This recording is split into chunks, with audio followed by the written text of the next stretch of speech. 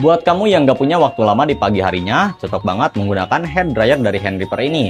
Karena ini kakak bisa mengeringkan rambut kakaknya itu tanpa harus memakan waktu lama ya kak ya. Ini bisa mengeringkan rambut kakaknya dalam cuman waktu 5 menit aja.